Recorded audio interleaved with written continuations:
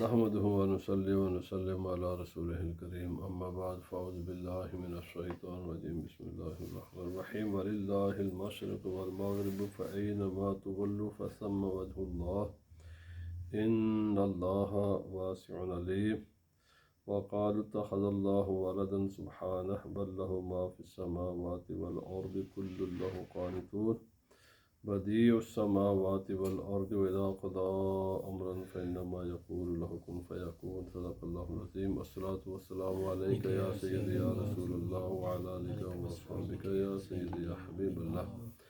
حضرات، درس قرآن حکیم میں آج سورۃ البقرہ کی یہ 3 آیات عنوان گفتگو ہیں جنہیں امام غزالی علیہ الرحمہ نے جو 10 انتہائی اہم آیات ہیں سورۃ البقرہ کی، ان میں سے یہ بھی ہیں۔ ان کا ترجمہ اور کچھ مزید وضاحت میں عرض کرتا ہوں۔ اللہ پاک نے فرمایا وَلِلَّهِ الْمَشْرِقُ وَالْمَغْرِبُ، مشرق مغرب تمام جہتیں یہ اللہ ہی کی ہیں۔ فَأَيْنَمَا تُوَلُّوا فَثَمَّ وَجْهُ اللَّهِ، جس طرف بھی منہ کرو گے ادھر اللہ ہی اللہ ہے۔ یہ سب چیزیں فرمایا ان اللہ واسع علیم، اللہ تعالیٰ بڑی وسعت والا اور سب کچھ جانتا ہے۔ وقالوا اتخذ اللہ ولدا سبحانہ، انہوں نے کہا کہ اللہ نے اولاد بنا لی ہے، حالانکہ اللہ تعالیٰ پاک ہے، اولاد سے خدا تعالیٰ پاک ہے۔ بل لہ ما فی السماوات والارض، حقیقت امر یہ ہے کہ جو کچھ زمین و آسمان میں ہے یہ سب کچھ اللہ ہی کا ہے، اس کو اولاد کی ضرورت ہی نہیں ہے جب وہ مالک ہے۔ اور فرمایا کل اللہ قانتون، اور کائنات کی ہر چیز اس کے فرما بردار ہے، کوئی بھی چیز ایسی نہیں ہے کہ جو اس کی نافرمانی کر سکے۔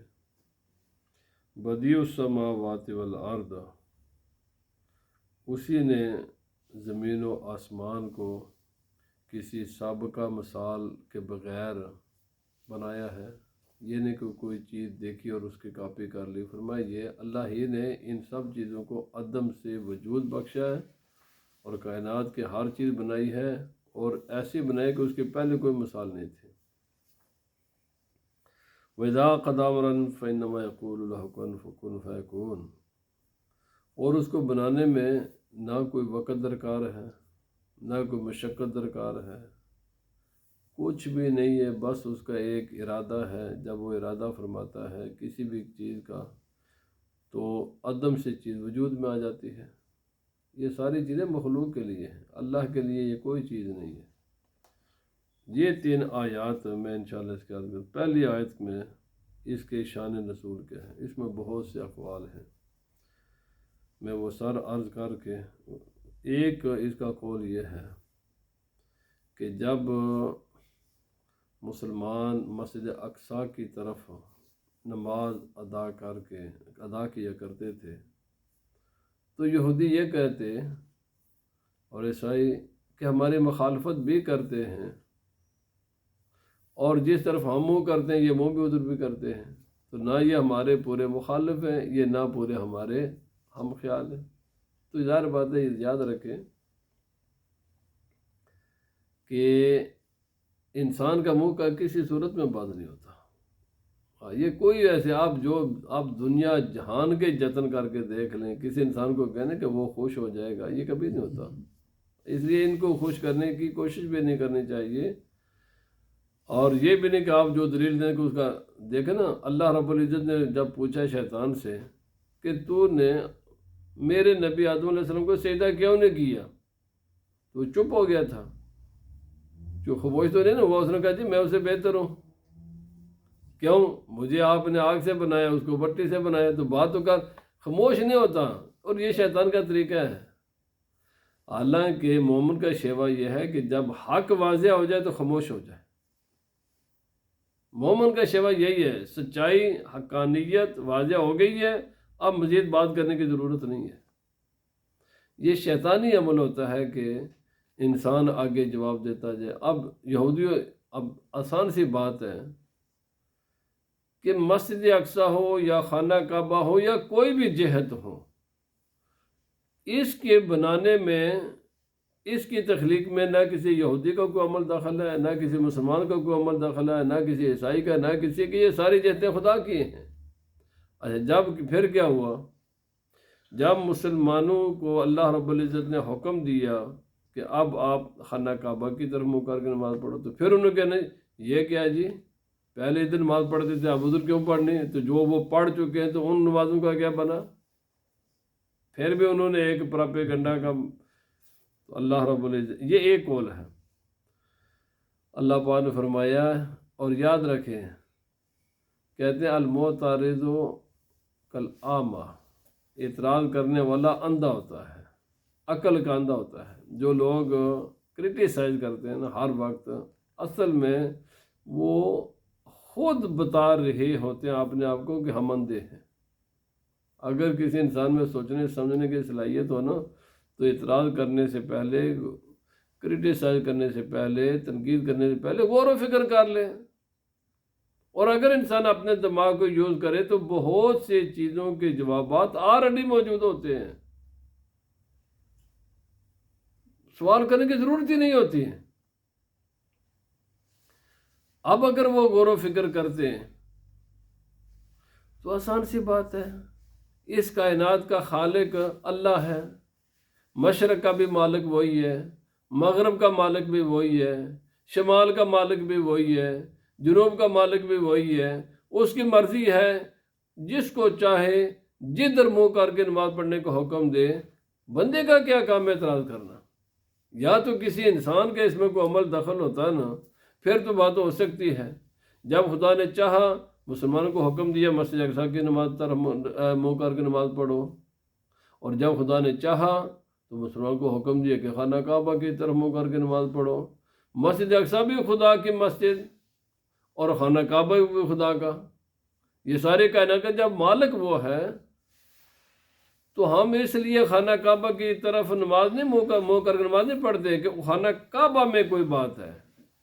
اصل میں یہ خدا کا حکم ہے۔ اگر وہ ہمیں کہتا نا نارتھ کی طرف منہ کر، تو ہم نے نارتھ کی طرف منہ کرنا تھا۔ اگر وہ ادھر ساؤتھ کی کرتے تو بھائی جدھر وہ اس کی ماں وہ اور کرتے ہیں۔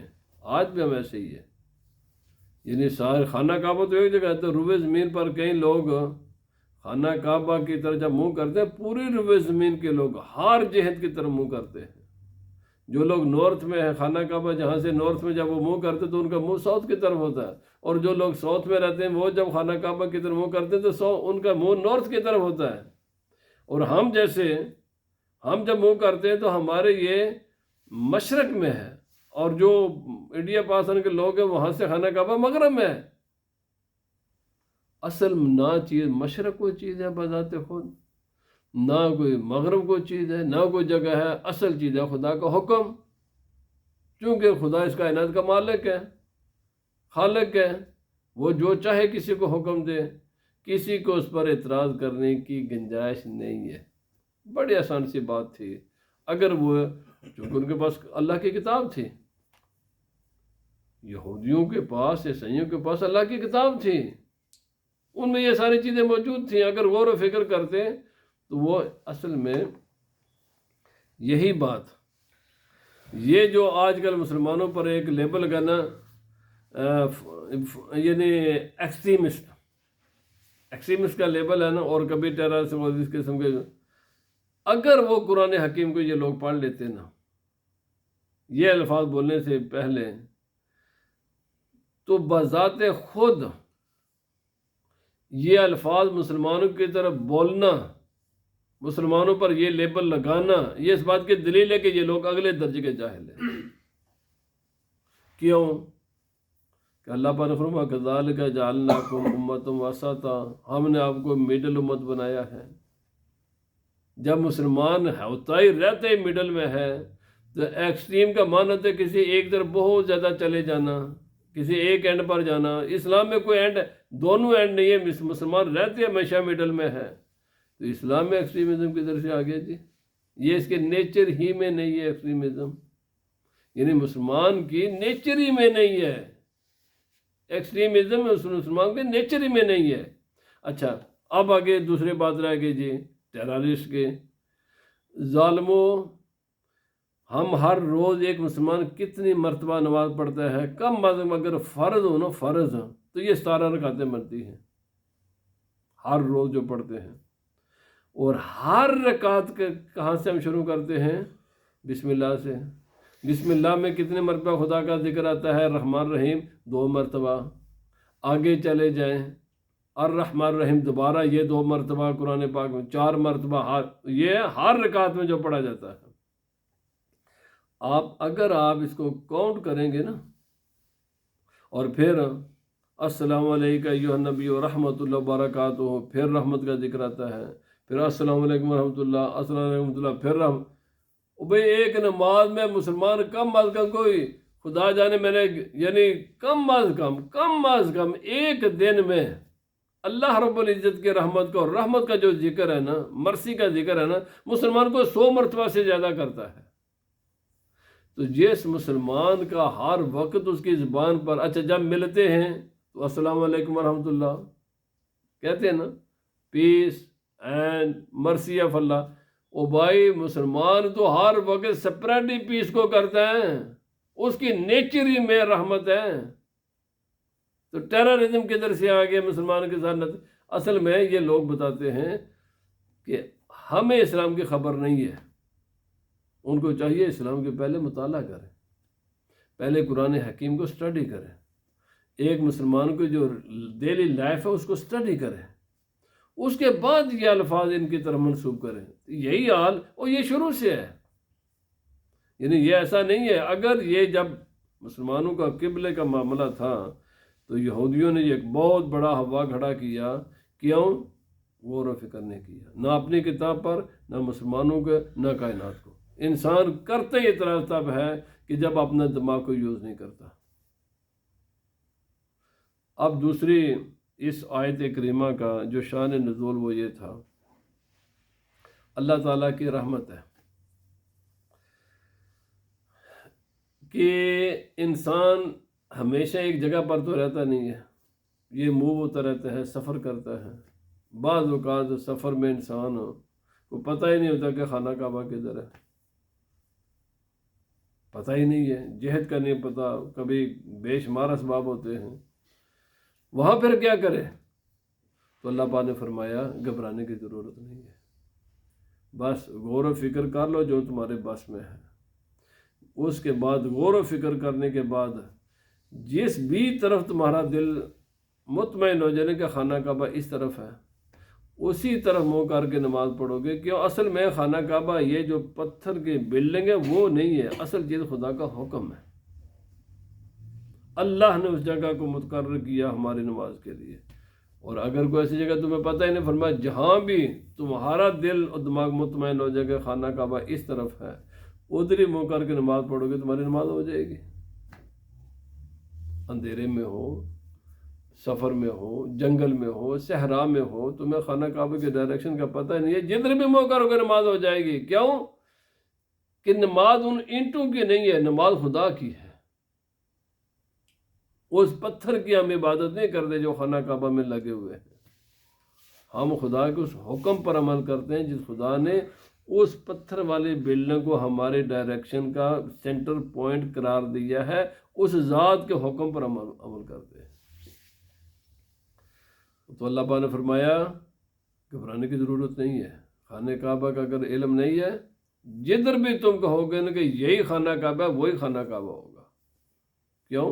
میں نے عرض کر دیا۔ پھر یا انسان سفر کر رہا ہے، سواری پر ہوتا ہے، سواری ظاہر بات ہے کہ ایک خاص ڈائریکشن میں چلتی ہے، اب کار ڈرائیو کریں تو پھر بھی اس کی خاص ڈائریکشن ہے، کسی جانور پر ہوں گے تو ایک ڈائریکشن ہے۔ آپ چاہتے ہیں میں کوئی نفلی عبادت کروں، تو نماز تو صرف خانہ کعبہ کی طرف منہ کر کے نماز پڑھی جا سکتی ہے۔ تو اللہ پاک نے فرمایا نماز خانہ کعبہ کی طرف تمہارے لیے منہ کرنا اس وقت ضرورت ہے جب یا تو تم اپنے گھر پر ہو، مقیم ہو، یا فرض نماز میں۔ اگر سفر میں تمہارا دل کر گیا ہے، سفر بھی ہو جائے، ساتھ نفل بھی پڑھتا جاؤں، تو فرمایا کار بھی ڈرائیو کرتا جائے، جدھر تیرا منہ ہوگا وہی رخ تیرے لیے خانہ کعبہ ہوگا۔ تو سفر کی حالت میں انسان نفل جدھر اس کی سواری کا رخ ہوگا اسی طرف منہ کر کے نماز پڑھ سکتا ہے، لیکن نفل پڑھ سکتا ہے، فرض نہیں پڑھ سکتا، باقی نہیں، چونکہ اس کے لیے پھر ایک ڈائریکشن ضروری تھا۔ یا دعا ہے، دعا بھی عبادت ہے، دعا میں تو رخ ہے، تو فرمایا دعا اس کے لیے کوئی ضروری نہیں کہ انسان کا رخ خانہ کعبہ کی طرف ہو، بلکہ مسئلہ یہ ہے کہ جب نماز امام فارغ ہو جائے نماز سے تو کدھر منہ کرتے ہیں؟ اپوزٹ۔ حالانکہ یہ بھی وہ بھی اللہ کی عبادت ہے، یہ بھی اللہ کی عبادت ہوتی ہے، مگر اس عبادت کے لیے رخ کیا جائے گا جب امام ہو تو نمازیوں کی طرف، اور نمازیوں کا رخ ہوگا خانہ کعبہ کی طرف۔ تو فرمایا یہ نماز کے لیے خانہ کعبہ کی طرف رخ وہ نہیں ہوگی، لیکن دعا اگرچہ یہ عبادت ہے، یہ جدھر بھی منہ کر کے کرو گے، یا قرآن حکیم کی تلاوت کر لو گے، یا ذکر اذکار ہے، کلمہ طیبہ ہے، یا ہر طرف تم منہ کر کے کرو گے اللہ کی بارگاہ میں، یہ سب جہتیں قبول ہیں۔ کوئی ایسی پابندی نہیں ہے کہ انسان صرف خانہ کعبہ شریف کی طرف منہ کر کے دعا کرے گا تو پھر قبول ہوگی، اگرچہ اکیلا ہو تو افضل یہ کہ خانہ کعبہ کی طرف منہ کرے، قرآن پاک پڑھے تو خانہ کعبہ شریف کی طرف منہ کر کے پڑھے، لیکن اگر نہ بھی کرے تو پھر بھی اللہ کے بارگاہ میں انسان دعا کر سکتا ہے، جدھر بھی اس کا منہ ہوگا ادھر ہی اللہ قبول فرما لے گا۔ تو اللہ پاک نے فرمایا ان اللہ واسع علیم، اصل میں نے پہلے عرض کر دیا یہ تو مسلمانوں میں یونٹی قائم کرنے کے لیے، اتحاد کے لیے خانہ کعبہ معین مقرر ہے جہت، اس کے بغیر نماز نہیں ہوتی، تاکہ مسلمان اگر یہ نہ ہوتا تو ہم کیسے فیصلہ کرتے، کیا کرتے؟ مطلب ایک آدھ مسلمان کے اگر ایک سینٹر پوائنٹ نہ ہوتا تو یہ کہتے میں تو ادھر کروں گا، دوسرا کہتے ادھر کروں گا، تو مسلمان میں یونٹی کیسے ہوتی، اتحاد کیسے ہوتا؟ اتحاد کے لیے ضروری تھا کہ ایک سینٹر پوائنٹ ہو، پوری روئے زمین کے مسلمان کو پابند کر دیا جائے کہ جب بھی نماز پڑھو گے تو رخ تم نے ادھر ہی کرنا ہے۔ تو جب مسجد اقصیٰ تھی تو مسلمان رخ مسجد اقصیٰ کی طرف کرتے، جب اللہ رب العزت نے خانہ کعبہ کو قبلہ قرار دے دیا تو اب خانہ کعبہ ہے۔ اور یہ پھر اللہ رب العزت نے فرمایا، اللہ تعالیٰ بڑی وسعت والا ہے، کتنی اللہ رب العزت کا کرم نوازی ہے، اسی میں سے ایک یہ بھی ہے، گزشتہ تمام انبیاء کرام کی امتوں کے لیے جب بھی وہ نماز پڑھتے ہیں تو ان کے لیے ایک مخصوص مقام ہوتا، اس مقام کی ایک خاص ڈائریکشن ہوتی، اس ڈائریکشن میں جا کر نماز پڑھتے تو نماز ان کی ہوتی۔ جتنی موجیں سانو آج نے نا نبی پاک صلی اللہ علیہ وسلم دی امت نو، یہ پچھلی امتوں نے موجہ نہیں سن۔ اللہ رب العزت نے فرمایا للہ المشرق والمغرب، نبی پاک صلی اللہ علیہ وسلم فرمایا میرے لیے خدا تعالی نے ساری زمین کو مسجد بنا دیا۔ اب نماز مسجد میں جماعت کے لیے تو مسجد میں آئیں گے، لیکن اگر ایک انسان نفلی عبادت گھر میں کرنا چاہے، پارک میں کرنا چاہے، جنگل میں کرنا چاہے، کسی بھی جگہ پر کرنا چاہے، یا سفر کی حالت میں ہے، اس کو مسجد تلاش کو فرمایا نہیں، جہاں بھی مسلح بچھا کر اللہ کی عبادت کرو گے وہاں ہی تمہاری نماز اللہ قبول فرما لے گا۔ اور یہ وسعت، یہ گنجائش، یہ اتنی بڑی ساری زمین مسلمان کے لیے مسجد بنا دی گئی، یہ صرف نبی پاک صلی اللہ علیہ وسلم کی امت کو اللہ تعالیٰ نے یہ سہولت عطا کی ہے۔ نبی پاک صلی اللہ علیہ وسلم کی امت سے پہلے یہ سہولت کسی بھی اللہ کے نبی کو یہ اللہ نے دی، ان کے لیے مقام مخصوص ہوتے تھے، جاؤ بھائی وہاں جا کر میری عبادت کرو، وہاں جاؤ گے تو عبادت ہوگی، وہاں کے بغیر عبادت ہی نہیں ہے۔ لیکن الحمدللہ آج مسلمان دفتر میں ہوں، مسجد میں ہوں، سفر میں ہوں، جیس بھی حالت میں ہوں، گھر میں ہوں، جہاں بھی ہوں، جہاں بھی نماز پڑھیں گے نماز ہو جائے گی۔ اور دوسرا، ساری روئے زمین کو خدا تعالیٰ نے جو ہے نا پاک کر دیا مسلمان کے لیے۔ اگر پانی ملتا ہے تو وضو کرو، نہیں ملتا بس زمین پر دو ہاتھ مارو، تیمم کرو تو پاک ہو۔ یہ جو تیمم ہے یہ صرف نبی پاک صلی اللہ علیہ وسلم کی امت کو اللہ نے تحفہ دیا ہے बस ये पूरी रुबे ज़मीन मुसलमान के लिए पाक कर दी गई है। वक़ालू तख़ज़ल्लाहु वलदन सुब्हानह, यहूदियों ने कहा कि हज़रत उज़ैर अलैहिस्सलाम माज़अल्लाह अल्लाह के बेटे हैं, ईसाइयों ने कहा हज़रत ईसा अलैहिस्सलाम अल्लाह के बेटे हैं, मुशरिकीन ने कहा फ़रिश्ते अल्लाह की बेटियां हैं। सब इन्होंने अल्लाह रब्बुल इज़्ज़त की तरफ औलाद की निस्बत की है। हालांकि जब इनसे पूछे जब भाई इसकी दलील, अच्छा ईसाइयों से पूछें आप बात करें, मैंने की है भाई देखो हज़रत ये तुम भी मानते हो, मैं कहते हैं तुम भी मानते हो कि हज़रत ईसा अलैहिस्सलाम का बाप नहीं था, तो फिर अगर बाप नहीं है तो हम तो आज तक कोई नहीं देखा कि बेटा हो बगैर बाप के। हम जो भी औलाद देखते हैं बाप माँ के मिलाप ही से होती है। ईसा अलैहिस्सलाम तुम भी मानते हो, हम भी मानते हैं कि बगैर बाप के थे, तो फिर उनका बाप कौन है? वो कहते फिर खुदा ही होगा ना। ये उनकी दलील है, बस ये सबसे बड़ी दलील है ईसाइयों की। अल्लाह पाक ने इस दलील को फरमाया कुरान हकीम में, अगर तुम्हारी, चूँकि मैंने कहा अर्ज़ किया ना अक्ल की कमी होती है, अल्लाह पाक ने फरमाया अगर ये दलील तुम यही दलील है तो हम तुम्हें बताते हैं एक ऐसी शख्सियत भी है, यहाँ तो बाप नहीं है ना, वहाँ तो माँ भी नहीं है, तो फिर उसका खुदा का बेटा तुम क्यों नहीं कहते? यहाँ तो ईसा अलैहिस्सलाम की माँ तो है ना, बाप नहीं था ना, तो आदम अलैहिस्सलाम का ना बाप है ना माँ है, तो वो फिर डबल मुस्तहिक हुए ना ये तुम्हारे लफ्ज़ के, तो फिर उनको तुम ना खुदा का बेटा क्यों नहीं कहते? माज़अल्लाह सो माज़अल्लाह। अगर यही तुम्हारी दलील अकल की हो तो फिर हज़रत ईसा अलैहिस्सलाम का तो ना बाप है ना माँ है।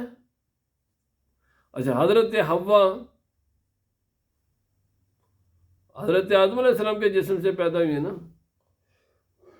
तो उनकी तो माँ नहीं है। अच्छा हम उनको बाप ही नहीं कह सकते, उनका कोई बाप था, क्योंकि मर्द के जिस्म से औलाद नहीं होती, औलाद पैदा होती है औरत के जिस्म से। हज़रत हव्वा बनी हज़रत आदम अलैहिस्सलाम मर्द के जिस्म से। तो अल्लाह पाक ने फरमाया ये तुम्हारी बातें, ये तुम्हारी दलीलें। अच्छा कुरान पाक में मुशरिकीन का भी जवाब दिया। अल्लाह पाक ने फरमाया कमाल तुम्हारी अक्ल पर भी, यानी इंसान मातम ही करे। जब भी इंसान किसी से पूछे क्या चाहता है औलाद के मसले में, तो हर इंसान कहता है मैं बेटा चाहता हूँ। अल्लाह पाक ने फरमाया आपने लिए तो बेटे पसंद करते हो, लेकिन खुदा के लिए तुम बेटियाँ पसंद की हुई हैं। यानी इतना तो सोच लो ना, इतना तो गौर व फिक्र कर लो, तुम अपने मुँह से लफ्ज़ क्या अदा कर रहे हो, हकीकत क्या है।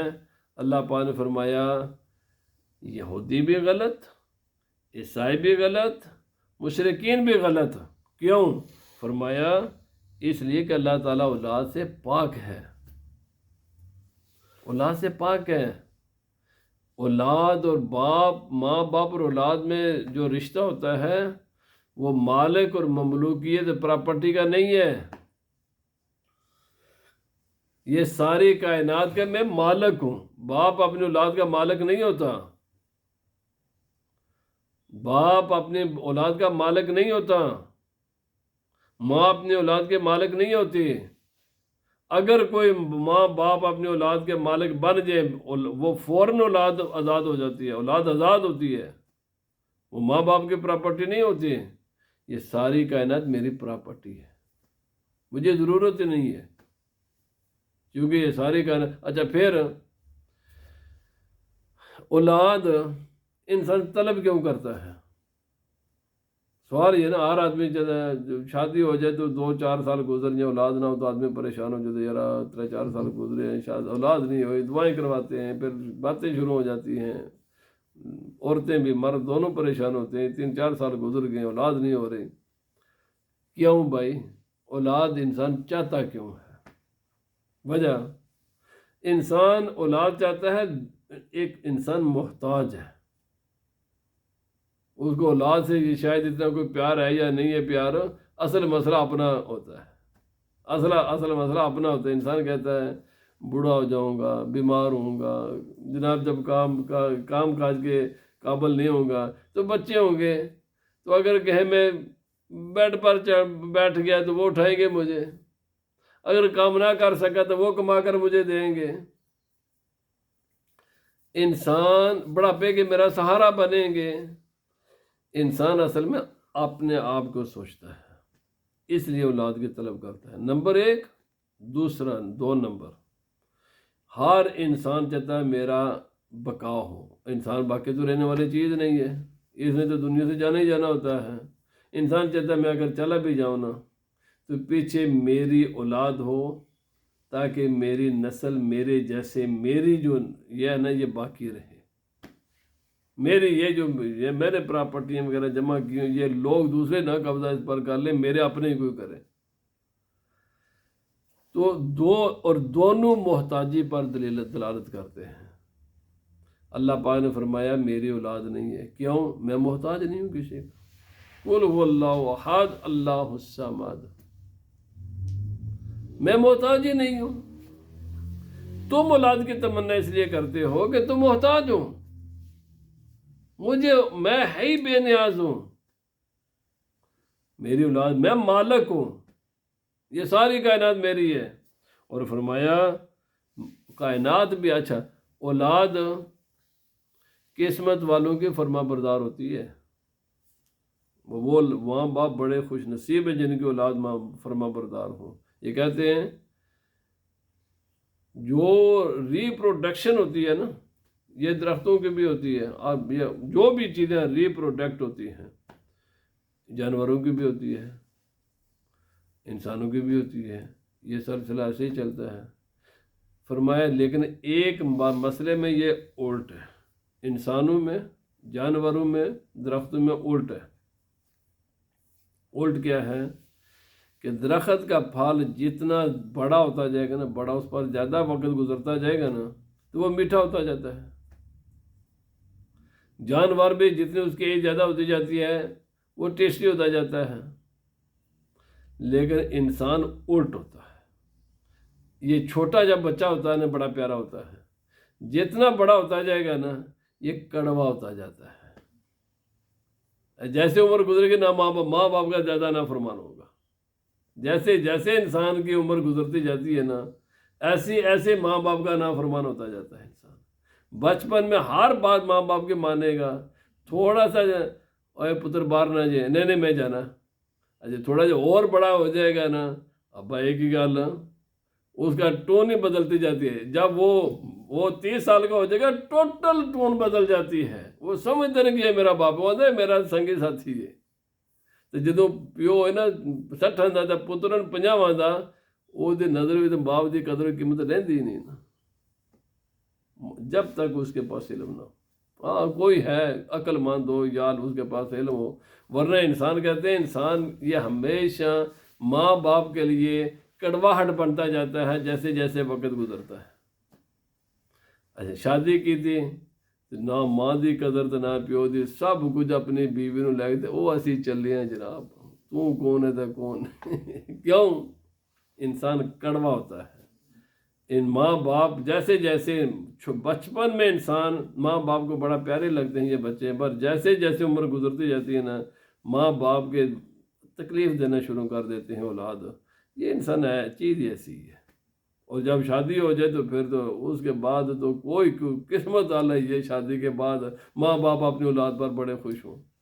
کیوں؟ یا تو جو آنے والی ہے وہی تنگ کرنا شروع کر دیتی ہے، اور یا یہ اس کا جس میں پنجابی کہتے ہیں لیلا بن جاتا ہے، زن مرید ہے نا، لیلا بن جائے گا وہ پھر اچھا وہ بیچارہ بھی پھنسا ہوتا ہے دو، اگر کوئی اچھا ہے، یہ ہے جو اچھے بچے ہیں وہ ایک طرف ماں کا مسئلہ ایک طرف بیوی پش کرتی ہے تو وہ بیچارہ درمیان میں پھنسا ہوتا ہے، اس کی بات مانیں یا کیا کریں، تو بعد پھر آگے بہانے بنائے گا ماں کے پاس، ماما ایک گل بتاتا نہیں میری بیوی نے مجھے مجبور کیا ہوا ہے۔ تو ماں باپ بھی کوئی ایڈے پاگل تھے نہیں کہ یہ ساڈا ہی پتر ہے، ایک کل کی سی تو آج بیاہ تو بعد اس کی ساری ٹون کیوں بدلی ہے، اس دی نہیں بدلی اس نے بدلائی ہے، وہ بولے کوئی نہ بولے اس کی اپنی مرضی ہے، پتہ سب ماں باپ کو ہوتا ہے۔ بہرحال اللہ پاک نے فرمایا یہ تمہارا عشر ہوتا ہے. جن کی اولادیں ہوتی ہیں نا وہ نافرمان بھی ہوتی ہیں اور زیادہ نافرمانی ہوتی ہیں. وہ ویری ویری ریئر ہے کہ بچہ بھی 40-50 سال کا ہو جائے اور باپ ہی 60-70 سال کا ہو جائے پھر بھی پیو نے اس طرح ہی ڈیل کرے جس طرح 5 سالوں سے کرتا سی ہے، بچھ جائے اس کے سامنے. اور ویسے خدا کا حکم یہی ہے ماں باپ کے سامنے بچھ کر رہو. اف کا لفظ بھی نہیں بولنا. آج کل تو تڑیاں دس دینا سینہ تان کے. اللہ پاک نے فرمایا، وہ کہتے ہیں علماء کہتے ہیں عربی زبان میں اس کے آگے کوئی یہ لفظ ہے اف، یہ سب سے چھوٹا لفظ ہے ہلکا ہے. جب سب سے ہلکا لفظ بھی ماں باپ کو بولنے کی اجازت نہیں ہے تو باقی تو سارے اس کے بعد آتے ہیں. اور گالی تو ویسے بڑے دور کی بات ہے، چڑکاں تو پھر اور بڑی بات ہے. اور ایسے بد نصیب ہیں آج جو لوگ ماں باپ کو گالیاں بھی دیتے ہیں، ماں باپ کو جھڑکتے بھی ہیں، کیا کچھ کرتے ہیں. تو فرمایا اف بھی نہ کرو، اف بھی نہ کرو. اللہ پاک نے فرمایا یہ تمہارا حال ہے. میری اولاد نہیں ہے، کیوں؟ یہ ساری کائنات ہے ہی میرے تابع دار ہے. کوئی کائنات کی چیز ہے جو خدا کے حکم سے صرف 60-70 سال کی بات ہے. ہمیں اللہ رب العزت نے وہ بھی سب باتوں میں نہیں، چند باتوں میں ہمیں اللہ نے اختیار دیا ہے. کرو یا نہ کرو، کرو گے تو کامیاب ہو جاؤ گے، نہیں کرو گے تو ناکام ہوگے. ورنہ انسان بھی خدا کے حکم کا پابند ہے. ایسے اپنی مرضی نال دنیا تے ایسا چوز کیتا سی جی 2008 میں پیدا ہونا، نہیں میں اس سال نہیں جانا چاہتا، اگلے سال جاواں گا. اب مرضی نال آئے ہیں نہیں تو بندہ مرضی نال رہندا ہے، نہیں اس سال نہیں میں مرنا، میں اگلے سال مرنا، پتر دی شادی کر کے مراں گا. ہے کوئی پروگرام ایسا؟ ہے جنہیں کوئی مرد ہے، کچھ عورتاں، کوئی کالے کوئی چٹے، کوئی کہ بھائی انسان بھی اللہ کے حکم کا پابند ہے. تھوڑی سی زندگی کے معمولی سی چاندی کے مسئلے ہیں، وہ ایک پارٹ آف لائف ہے جس میں اللہ نے بندے کو اختیار دیا ہوا ہے. ورنہ باقی باتوں میں بندے کو بھی کوئی اختیار نہیں ہے. اب بندے کا اختیار کہتے ہوتا نا، میں کہنا نہیں چاہنا تو سارے لوگ آئے کہنا سے امریکہ بھی پیدا ہونا، تو پاس آنے سے آنا سے میں سارے نہ سے برطانیہ جا کے پیدا ہونا. اللہ کے بندے کچھ بھی نہیں ہے. تیرا کیا اختیار ہے؟ کسی مسئلے میں انسان کا کوئی اختیار نہیں ہے. چند باتوں میں اللہ کا اختیار نہیں، اور خدا نے دیا ہوا ہے، وہ بھی اپنی مرضی سے نہیں ہے، اس نے دیا ہوا انسان کی آزمائش کے لیے، اس میں انسان آکڑتا ہے. ورنہ انسان کے پاس بھی اتنا سر کھلا انسان نہیں ہے. اللہ پاک نے فرمایا یہ ساری کائنات میرے حکم کے پابند ہے. تو مجھے میں اولاد کیوں؟ اولاد کے تم خواہش کرتے ہو کیونکہ تم بالکل بے محتاج ہو. میں کسی کا محتاج ہی نہیں. یہ جو مجھے گالی نہ دو اولاد کہہ کر کے عیسیٰ علیہ السلام اللہ کے یا فلان فرمایا نہیں، یہ سب میری مخلوق ہے، سب کو میں نے بنایا ہوا ہے. میں اولاد سے پاک ہوں. میں نہ اللہ پر لم یلد ولم یولد ولم یکن لہ کفوا، نہ وہ کسی کو اولاد ہے نہ اس کے آگے کوئی اولاد ہے. وہ ایک ہی ذات ہے، بے نیاز ہے. اللہ پاک ہمیں عمل کی توفیق عطا فرمائے. الصلاۃ